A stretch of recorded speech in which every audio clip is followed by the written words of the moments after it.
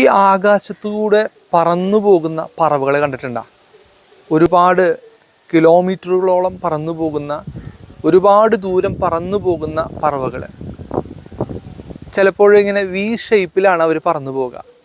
നമ്മൾ വിചാരിക്കും ആ പറവയാണ് ആ കൂട്ടത്തെ നിയന്ത്രിക്കുന്നതെന്ന്. പക്ഷേ ആ കൂട്ടത്തിലെ എല്ലാ പറവകളും അവർക്ക് മുമ്പേ നടന്നു പോകുന്നവരാണ്, പറന്നു പോകുന്നവരാണ്. കാരണം കുറച്ച് കഴിയുമ്പോൾ ഒരു പറവ പിന്മാറുകയും മറ്റൊരുവൻ മുൻപിലേക്ക് കടന്നു വരികയും ചെയ്യും. ഈ മുൻപേ പോകുന്ന പറവയ്ക്ക് ഈ കൂട്ടത്തിലുള്ള ബാക്കിയുള്ളവർക്കൊക്കെ കൊടുക്കുന്ന വലിയൊരു ആശ്വാസമുണ്ട്.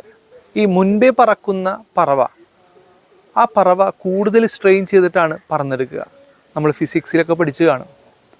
അത് കൂടുതൽ സ്ട്രെയിൻ ചെയ്യുന്നത് കൊണ്ട് ബാക്കി പുറകെ വരുന്ന പറവകൾക്ക് പറക്കാനായിട്ട് ഒരുപാട് സാവകാശം ഉണ്ടാകും. ഒരുപാട് അനായാസമായിട്ട് പറക്കാൻ സാധിക്കുമെന്ന് നമ്മളൊക്കെ ഫിസിക്സിൽ പഠിച്ചിട്ടുണ്ടാകും.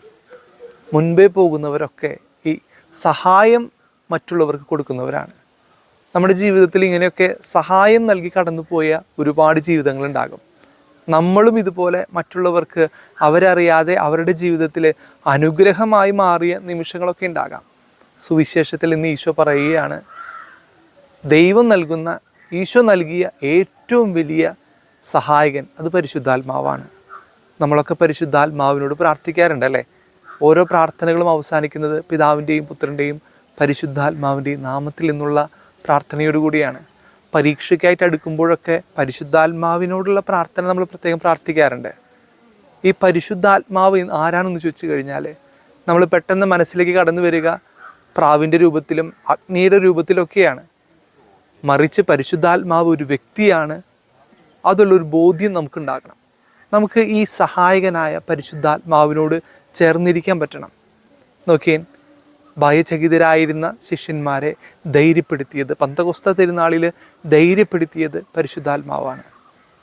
ഈ സഹായകനെ വിളിച്ചപേക്ഷിക്കാനായിട്ട് നമുക്കൊന്ന് പരിശ്രമിക്കാം. നമുക്കും മറ്റുള്ളവരുടെ ജീവിതത്തിൽ സഹായകനാകുന്ന ഒരു ദൗത്യം നിറവേറ്റാൻ പറ്റണം.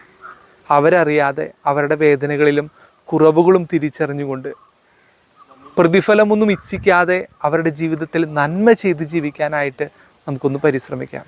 മറ്റുള്ളവരുടെ ഒരു സഹായകനാകാൻ, മറ്റുള്ളവർക്ക് നന്മ ചെയ്യുന്ന ഒരു ജീവിതമാകാനായിട്ട് നമുക്കൊന്ന് പരിശ്രമിക്കാം. ദൈവം സമൃദ്ധമായി അനുഗ്രഹിക്കട്ടെ.